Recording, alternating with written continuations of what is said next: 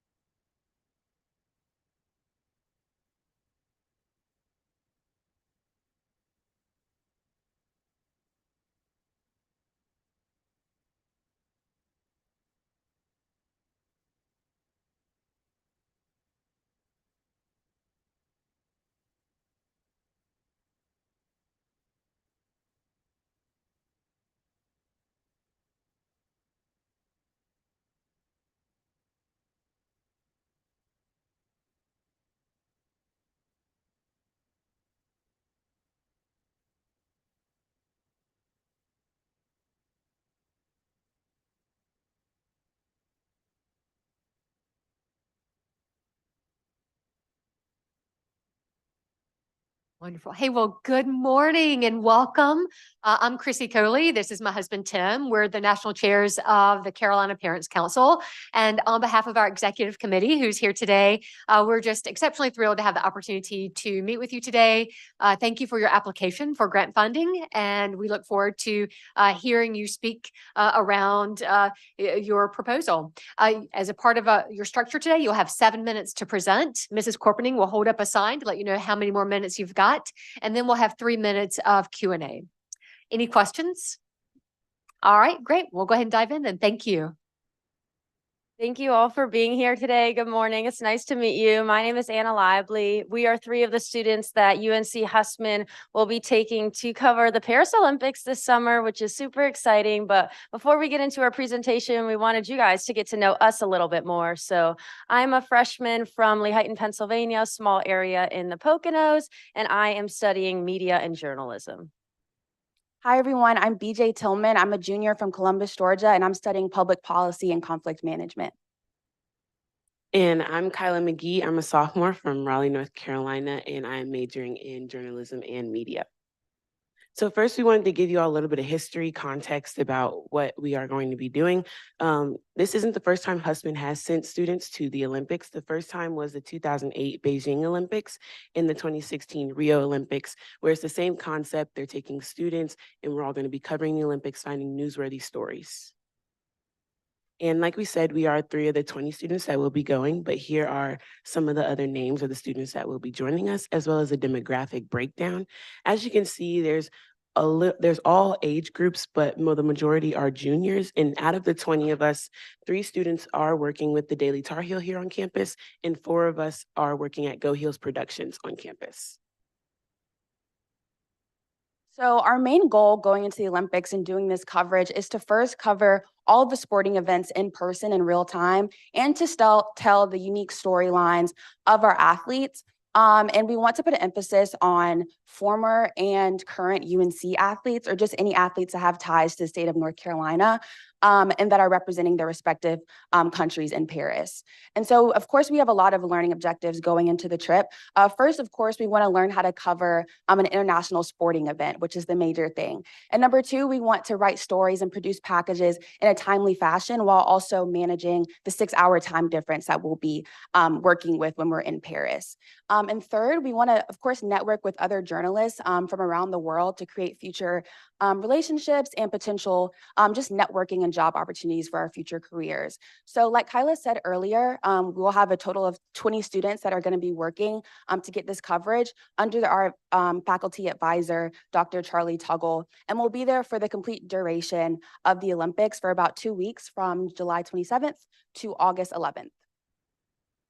So we'll be working with a lot of multimedia professional partners to use our coverage. And so we'll get into some of the names that you may recognize from some of these partners, but we'll be working with broadcasting partners, print article partners, as well as digital and radio media partners.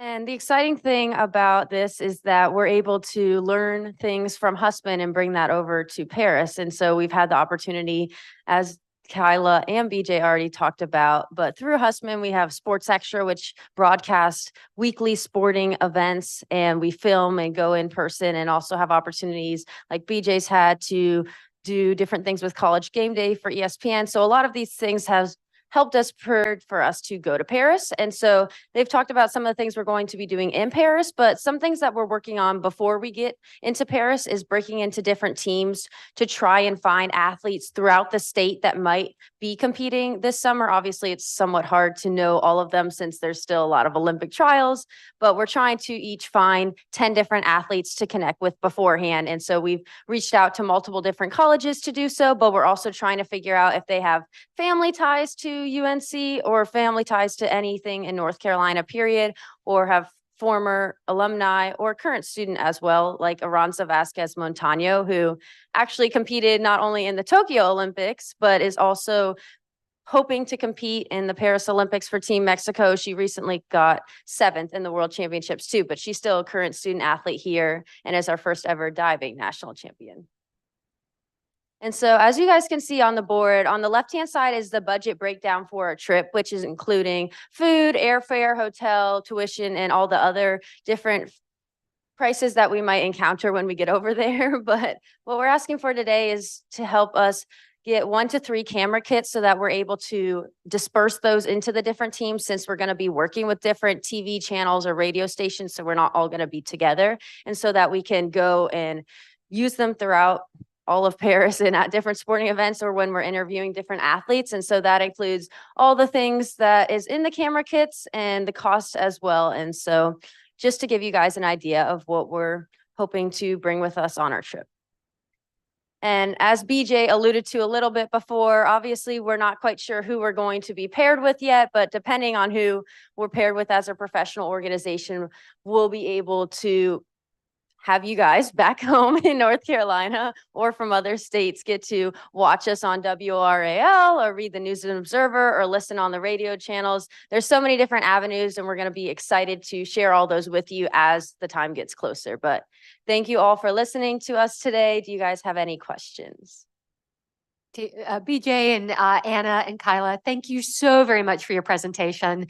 At this time, we will open it up for Q&A. And so do I have any questions from the executive committee?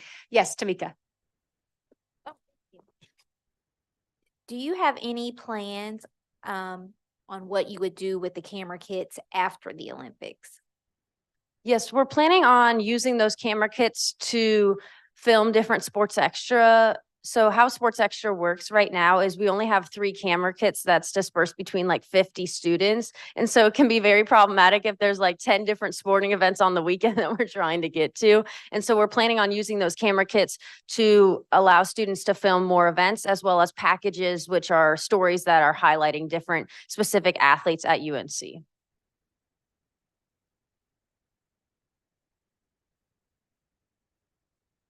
Any other questions? All right. I think that that you all did such a wonderful job in your presentation that you've answered all of our questions already. And so thank you. And Tamika, thank you for your question. Thank you. And so we'll just remind you that you'll hear from the Office of New Student and Family Programs. It'll be in April, and you'll hear more details about your grant.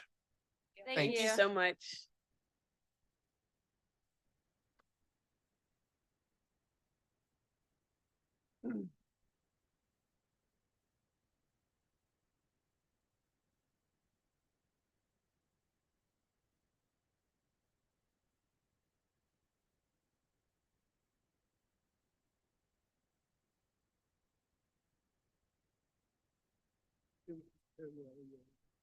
Riley, what's up?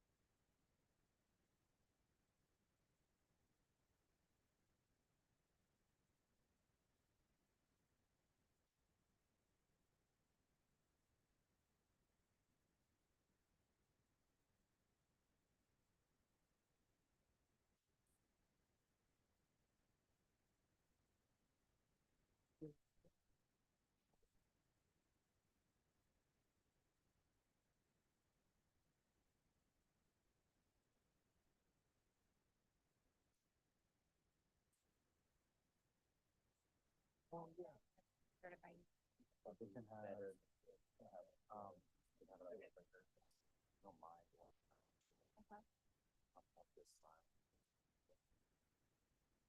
the table or?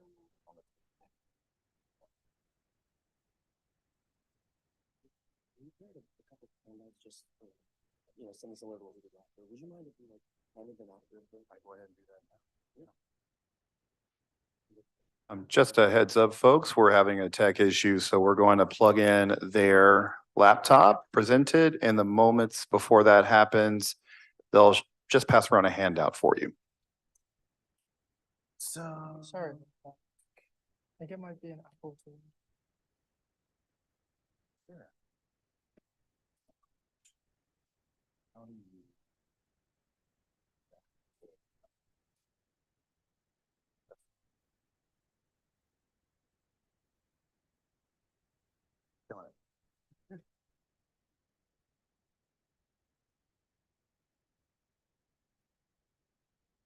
I hit that moment, folks, where I looked at the screen and I said, I don't know what to do. And someone like 20 years my junior said, oh, boom, boom, boom, done. This is a first. You're witnessing it. Very embarrassed.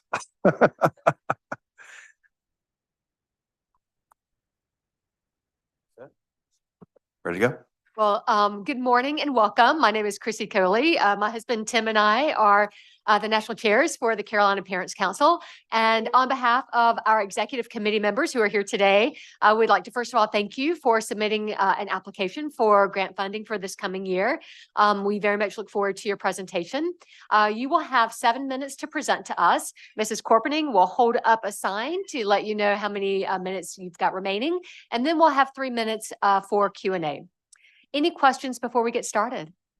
I'm ready. Thank you for having us. Excellent. Thank you for being here. Good morning, esteemed members of the Parents Council. Today, I'm excited to share the remarkable journey and future aspirations of Chapel Thrill Escapes, a student-run initiative that has become a cornerstone of engagement and innovation at our university. For those unfamiliar, an escape room is an immersive experience where players solve puzzles and decipher clues to escape the room within a set time limit.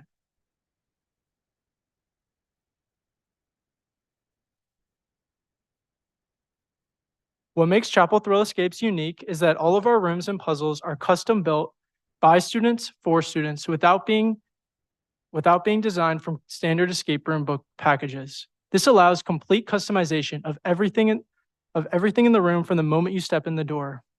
We also use this to intertwine UNC into each of our unique themes.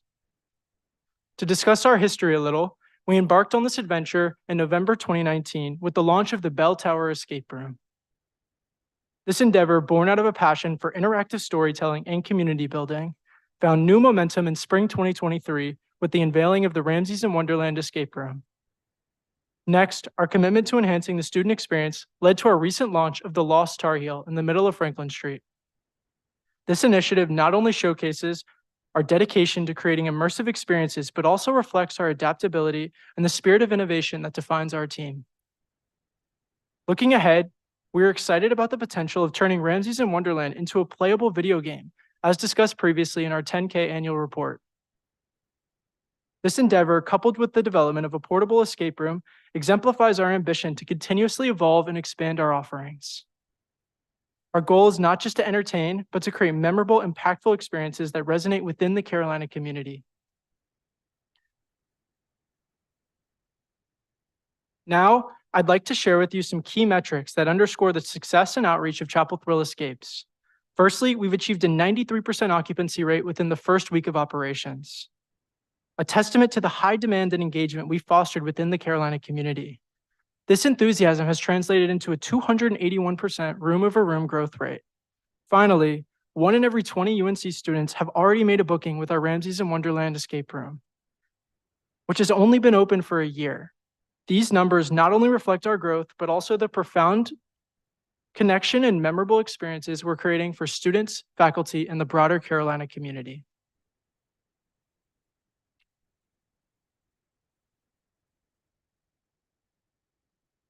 So now looking into, so Parents Council, we are asking for your help. Funding from the Parent Council would not only help us to increase our visibility and support our student organization, but help to create and support this unique Carolina experience for UNC students and the Chapel Hill Carborough community alike. Looking at the timeline at the bottom, we officially launched our Franklin Street Escape Room exactly 1 week ago. Next month, we plan on developing our portable escape rooms and recruiting new members to join the team of students we have behind all this. In April, we will have our annual elections to transition our leadership team. And then in the future, we plan on turning Ramses in Wonderland into a video game as we tear it down and build a new escape room at our Cobb Residence Hall location. Now, looking at our escape room budget for Franklin Street, we have 3 primary costs. 2 of them, the building and operation costs, we are covering ourselves, but we hope that the Parents Council will help us cover our rent costs, which is the lease for our next 2 years. So now going on to our financial projections. To summarize the table, the Parents Council funding we hope will come in April to help us cover the summer months when we will not be operating. These will cover the rent for the summer months, as well as offer us cash to help us to tear down our Cobb escape room and build something new in its place as we develop a playable video game in that space.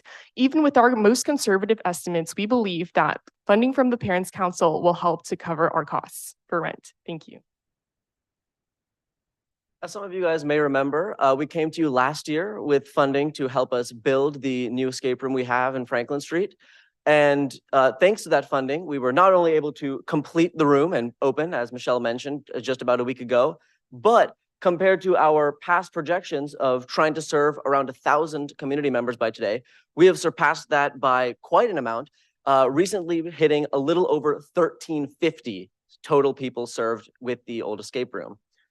Now we're coming with you guys to help us serve even more members of the UNC community, both students, parents, faculty, and local Chapel Hill residents, to enable us to better serve the greater UNC community, as well as showcase the amazing innovation that is capable because of the skills of the students that we have here. Once again, just mentioning that every single benchmark that we laid out, both for ourselves and for you guys last year, was not only met, but vastly exceeded by our efforts and by the efforts of the amazing team that's supporting us.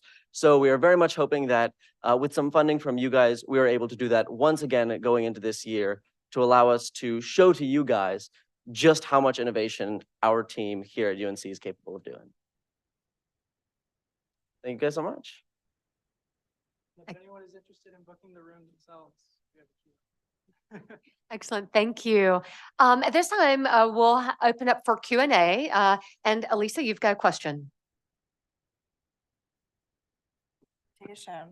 And what you've accomplished is quite impressive. So my husband Joseph and I are newcomers to this process. We were not here last year. But when I read through your proposal, I was a little confused. It seems that you had an estimate for the rental on Franklin Street, and it was lower than what you ultimately ended up spending. So is that where we are, that you had to spend more for the Franklin Street location that you had anticipated, or could you clarify a little? Hey there, I'm Riley Harper, and I'm the CEO of Chapel Thrill Escapes this year. Last time when I was in this room presenting, I was the CFO, and so I've now transitioned. And at that time, I oversaw a lot of the finances, including the estimates that you may have seen in our previous proposal. So our proposal is through the UNC Real Estate, led by Bruce Warrington, and that was an estimate we originally came to when discussing with him. However, after later delineation, we did come to a rent price of $1,350, which has been locked in since August of last year. That is what's reflected on our current slides and is the accurate number for the rent. Christy. Good morning and thank you. I'm really impressed by the student engagement that you guys get and the number of students that are involved across various types of sectors inside the university community. So kudos to you about that. I'm wondering if you have any projections to self-sufficiency? Like at what point do you become self-sufficient and not necessarily coming back to the parent council to cover rent? And not that, we love, supporting student groups like yours. However, there's a point where, we have to also spread the wealth to other groups. So I'm wondering, at what point are you self-sufficient? And did your revenue, can you adjust your revenue projections in such a way that you're generating more revenue? Absolutely. So we're actually pretty close to that on a regular basis.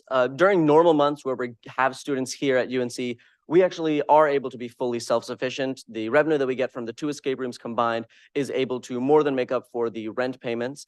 Unfortunately, right now, because we just finished the room, we're lacking the liquid funds to be able to take us through the summer months. So we're hoping that with Parents Council funding, we'll be able to cover the summer months where we won't be in operation. And then in the future, we will have a buildup of liquid funds to be able to afford the summer months where we won't be in business. In addition, the space that we're currently working in is a space that UNC Real Estate plans on demolishing within a few years. So most likely we will go back to the original space, which thanks to a deal with Carolina Housing, we are not paying rent on. Add one remark. I would like to also say that, as I'm sure many of you already know, the average startup takes 2 to 5 years to become profitable. Yeah, thank you. Time is up. We're pretty much sticklers on the time, so I hope you appreciate that. So what I would say is we really appreciate your presentation, the thoughtfulness is gone into it and everything. You'll hear back from the new Student and Family Programs Office in April about your grant. I'll just get you all thinking, typically our funding isn't available until after July 1. So I know you're thinking about the summer, and so we'll work with you to think about that challenge of the funding's not available early summer. And we did discuss with Bruce, and he is open to potentially moving that rent to a later payment as well and doubling that up. Thank you all. Yep. Thanks. Thank you guys so much.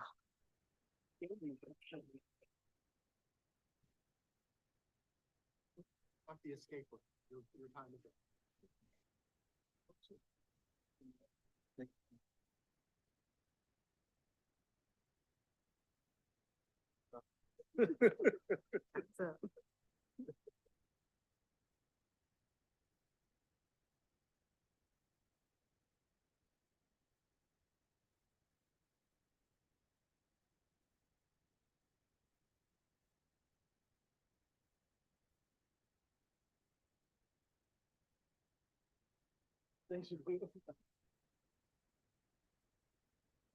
Thanks you, brother.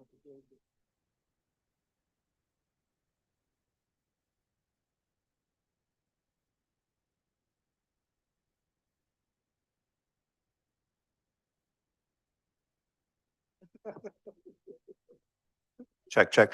The next group is waiting on 2 of their members to arrive. It is currently 10:18. Their time is at 10:35, I believe. So as soon as they're here, we will get them in. If you'd like to grab a refill of coffee or beverage, feel free to do so. If you don't mind just staying in here for now, though, I don't wander too far away. Or if you need to go, yeah. Okay. I tell you what, we've got plenty of time. Go. Yeah. So feel free to take a 5-minute break. We've got plenty of time.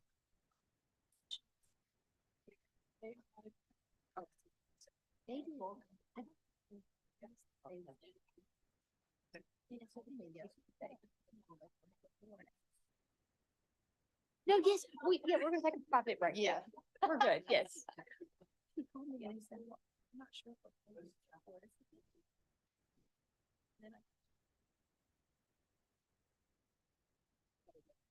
Meal or buffet. So, yeah. What did they answer? I don't think they understood that position is exactly, yeah. Their whole, trying to be a part of it. Oh my gosh. And so I think that was it. That they started to take off work. Yeah. On such short right. Yeah. But I don't know if other people put it together. We might be able to.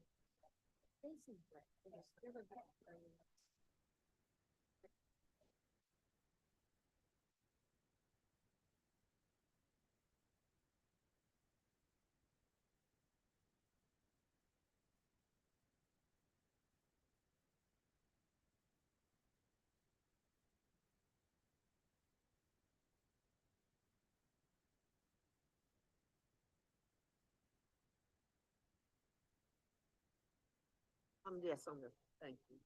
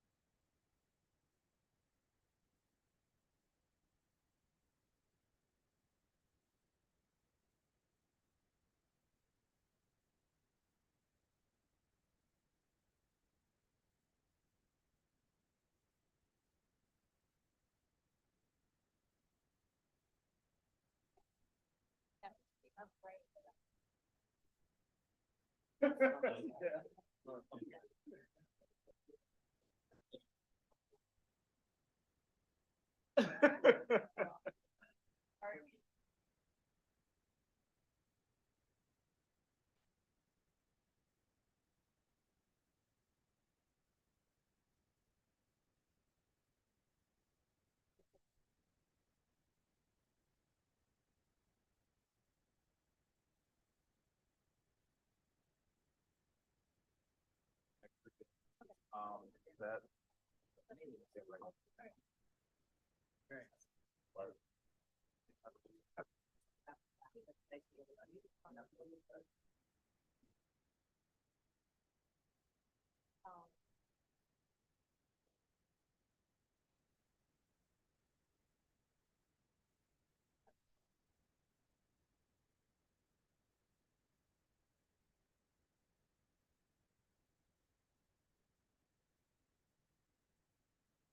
That's test.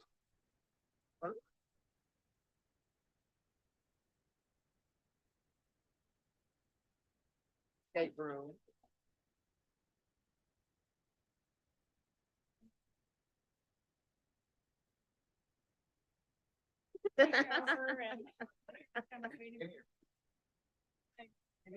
Yes. It's kind of great.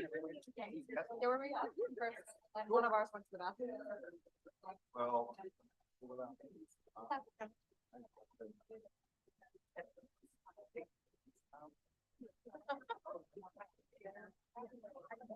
I really dig that.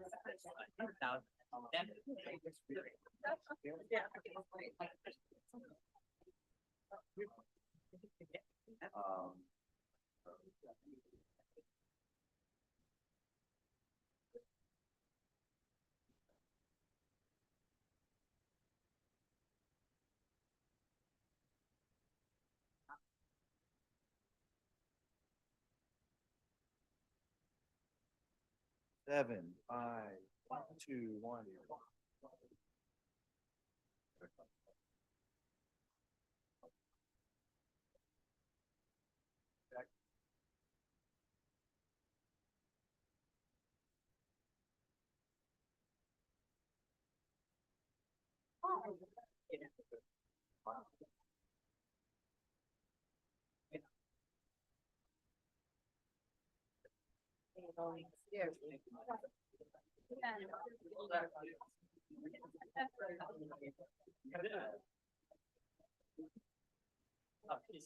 You were on the.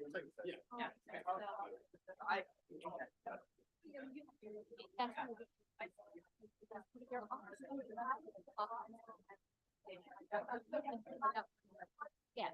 I heard that they take off.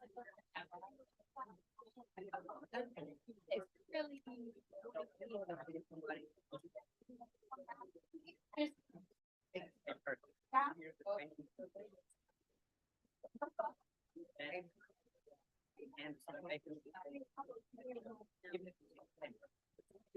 Wi-Fi is short.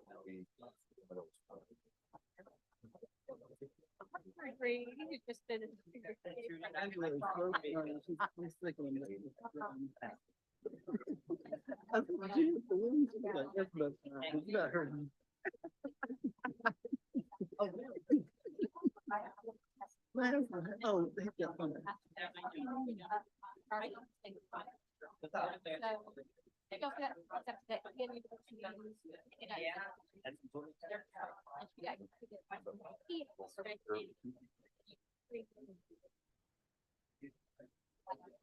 Later on today. Yeah, I'm quite after all this. So, yeah, let us know that. Good night.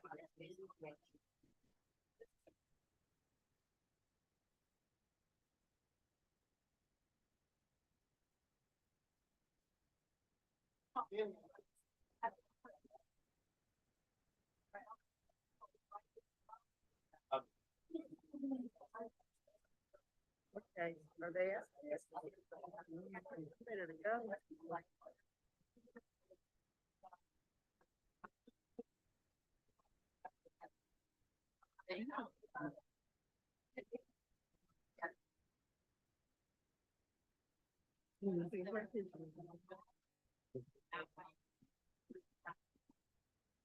You have a question?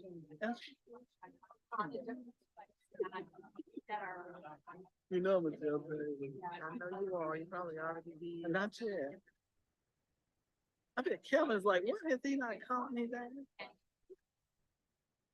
I told him in a meeting to find.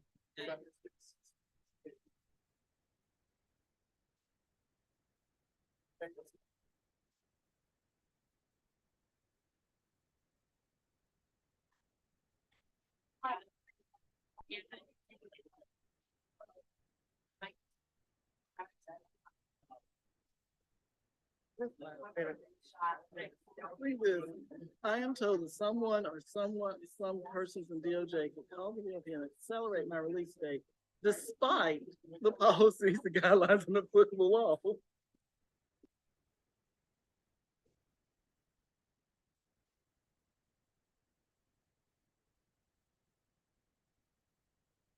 The prisoner.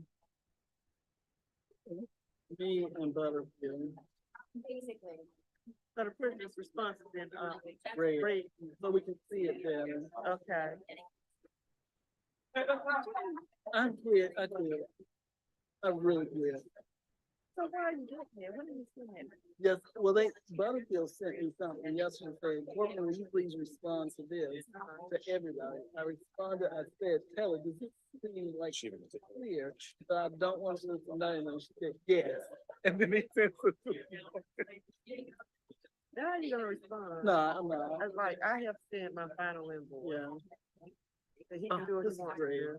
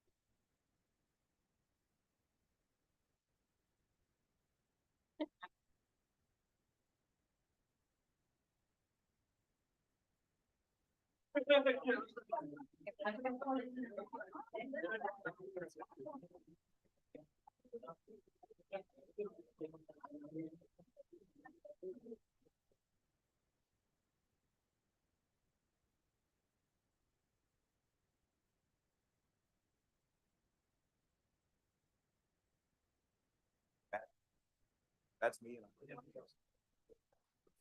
And like youngest. And I think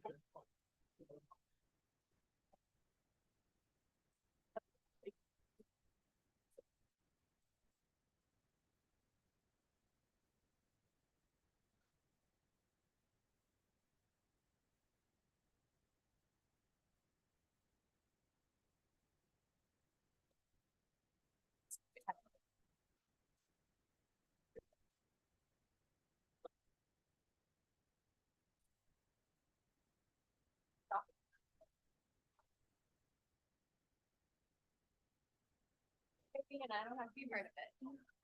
And like, I don't have to have it.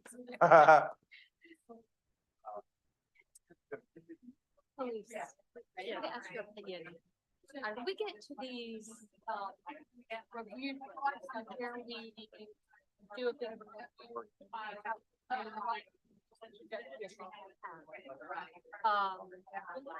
2 minutes, maybe at 3 minutes, I have a number, to talk about this performance. What our work will be during that, just to pull up the findings of the, and we're going to ask everyone to, as we go through the order, the second order, to have a couple of minutes prepared about their put together. Does someone have a control for where they would want to start funding them? But do you think it would be helpful, like almost have a time for, all right, we're going to take 2 minutes, we're going to talk about mental health first. Take 2 minutes, then once we get to the 2 minutes, we've got to because otherwise. That would be helpful because we have so many today. And I was happy that we were ahead of schedule, thought we could discuss a little longer, but then. Do you mind? Yeah, that's fine. All right. We'll have Sports.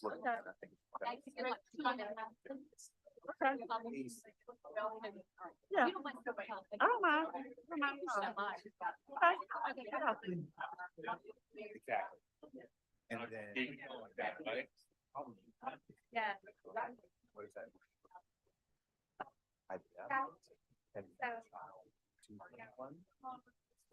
I mean. I hope they're all here now, because, you know, we have 2 minutes before they're scheduled to be here, so hopefully.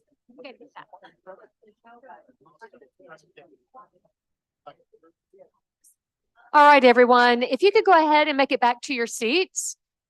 And we should be able, hopefully, to start our next presentation on time at 10:35.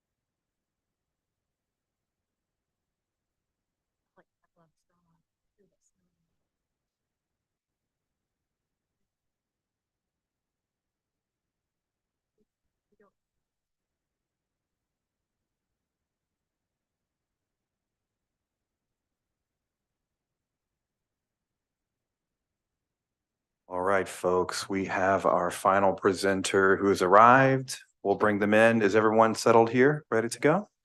Y'all feel good about it? All right, all right, let's do it.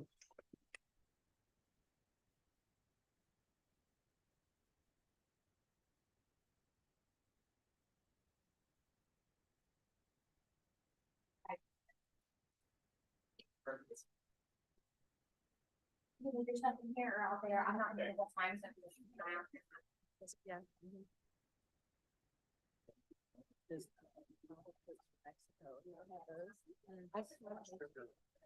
They taste so good. Yeah, they saw it at Publix and they agree.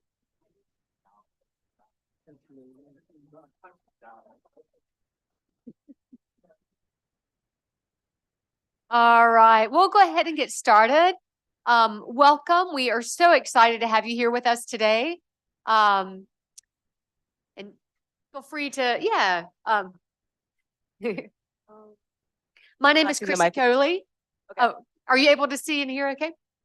Yeah.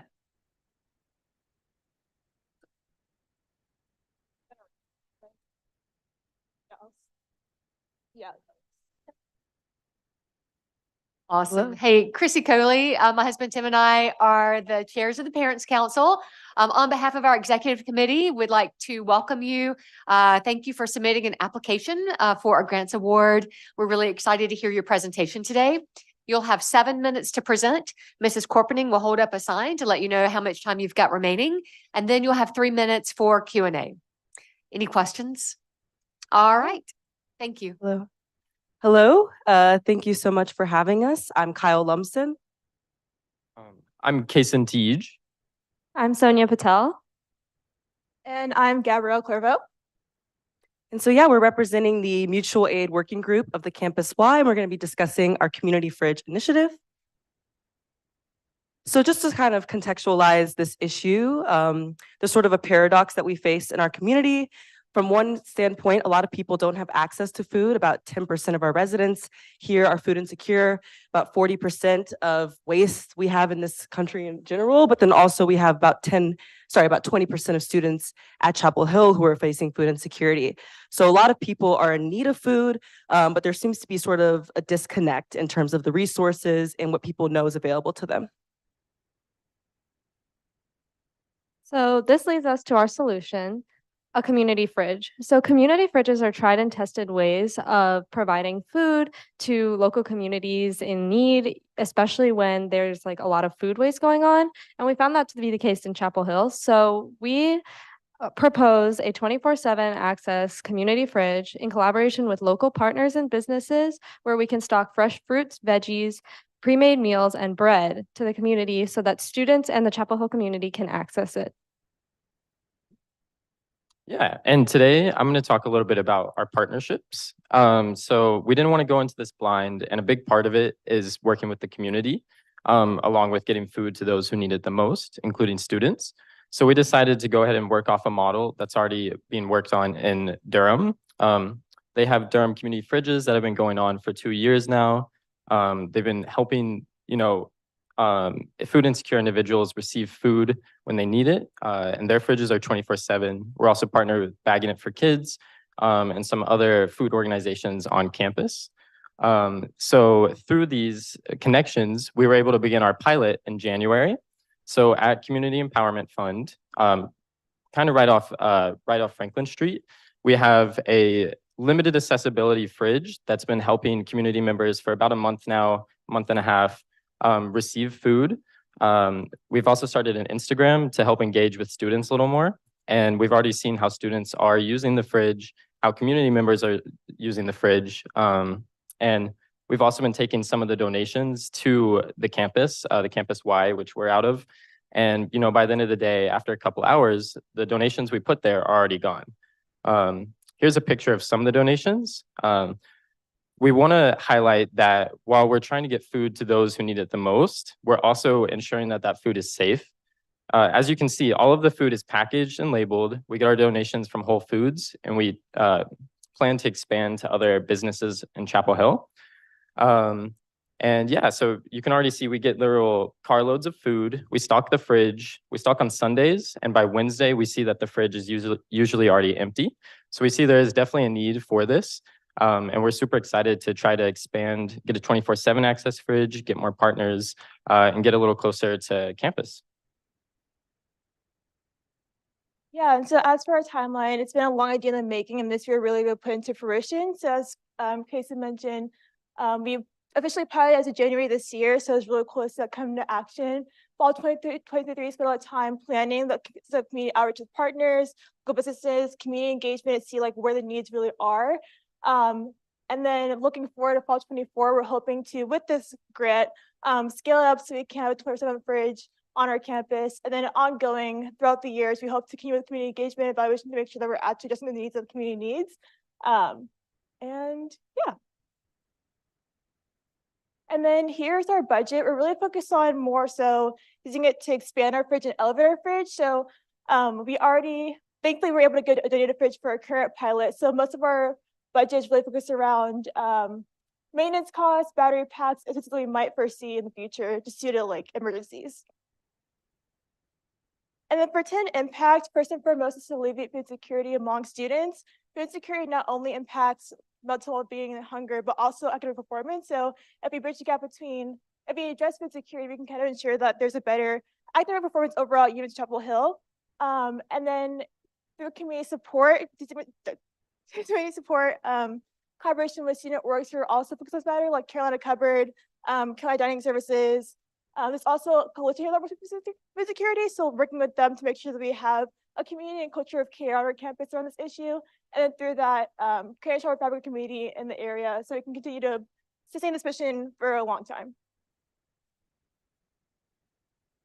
Yeah, so just to kind of have some quick conclusions, like we've been mentioning, food insecurity really seems to seep into our academics, it seeps into our mental life, it shows up in so many different ways. And so this is a very bi-directional type of project. We want to engage the community. We want students to feel like they can give back to this place they see as their home, but also be able to reap the benefits of this project. So for us, this is really just sort of a holistic project that we see having an impact everywhere, really. And then I'd like to just highlight, while this project is not only about providing food to students and those who need it, it's also about ensuring that the food is safe and that we're alleviating food waste. So for this reason, we actually met with y'all for one of the feedback sessions, and we got some really good feedback concerning safety of the food. So we ended up meeting with legal Carolina Legal Services, and then Durham Community Fridge as well, to kind of get an idea of their model. And now we decided we have procedures for following health guidelines, and we found out some food safety protocols. And I kind of mentioned that earlier, but by maintaining that all of the food is packaged, sealed, and dated, and then also having volunteers go check on the fridge daily or every other day. If it was a 24/7 fridge, we would have daily volunteers. And we've already seen that a lot of campus students want to get involved with this type of work. And we're already seeing community members reach out to help as well. Yeah, and one last quick thing, we do want to always track and make sure that there's a lot of user engagement. So we have been checking the fridge every day, as Kason mentioned, and every other day, and seeing what users take and what people tend to feel they need more. Right now, pre-made meals are a big thing that people tend to need. But we know that with students, a lot of produce might be useful as well. So yeah, that is our presentation. Thank you so much for having us. And if you have any questions, let us know. Excellent. Thank you very much. All right, we'll open up for question and answer now. And I see Peter. Hello, and thank you for your presentation. We're the Hendersons. Could you give us a clearer sense of the sorts of locations where you can see placing the refrigerator and practically how you can see managing 24/7 access? Yeah, that's. Yes, so go ahead. I noticed that your ask was to be able to actually purchase a refrigerator. Did you price that? Sorry. So part of the budget, I think a big part of the goal is ensuring that we recycle with the community and work on mutual aid. So we were able to get a fridge donated before, and for the 24/7, I think we would also have a fridge donated. So we're not asking for that as part of the budget. And then in terms of housing the fridge, we plan to work with a community partner who kind of aligns with our goals of meeting, community standards, helping the community. So that's why we work with CEF right now, and that's the limited accessibility fridge that we currently have going. And then our goal is to hopefully work with the campus in some way, say the campus Y where we're housed, right in the center of campus, and have a fridge, say, set outside there, or work with maybe a local church like Durham Community Fridge does to house our fridge and just ensure, that it has a place to stay.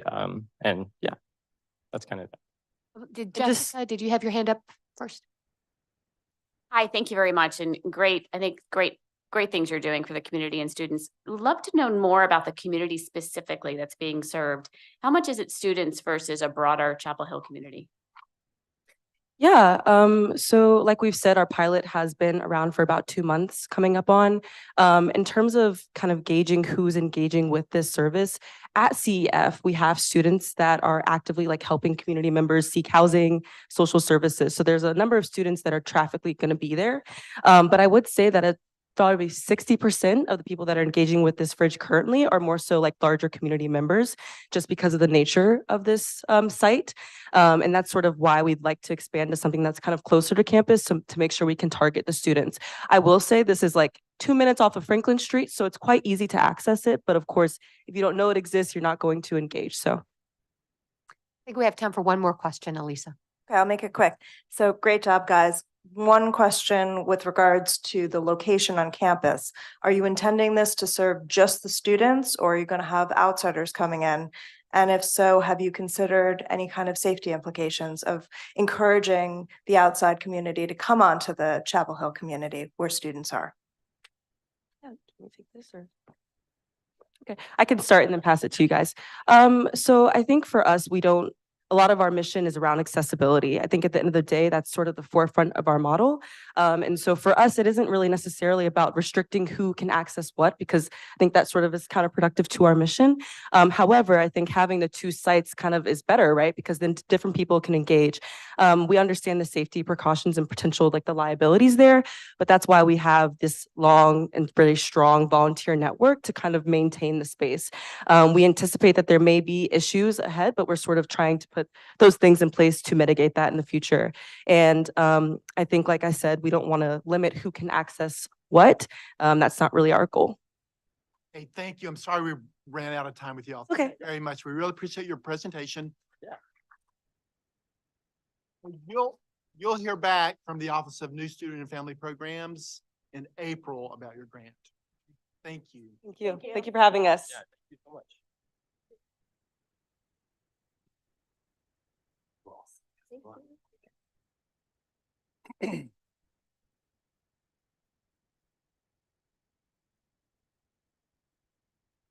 All right, you guys, what we're going to do at this time, we're going to have, we're going to take the next 12 minutes. We're going to review sequentially the 6 presentations that we've just heard.